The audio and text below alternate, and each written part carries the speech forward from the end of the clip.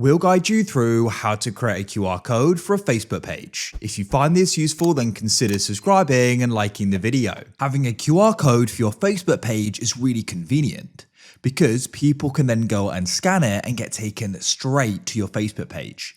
For example, perhaps you run a shop or a restaurant, and so you want to go and do this, and so people can easily go and scan it and get to the page. Then they can go and leave a review, go and follow you, and go and check out your content.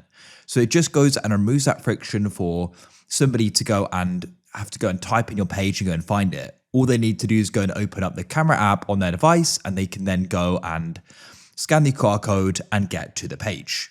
So to go and get started with this, what we need to do is in Facebook is we can go and press the 3 lines in the top left.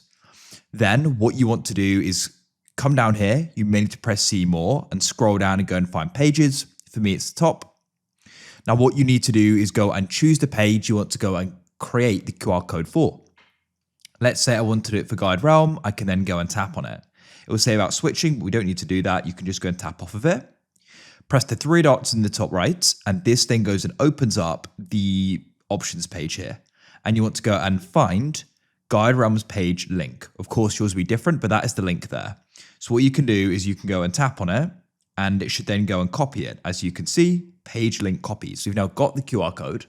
Now what we can do is we can come out of here and open up a web browser. So I'm on an iPhone, so I'll go and use Safari, but you can use Chrome, it doesn't matter.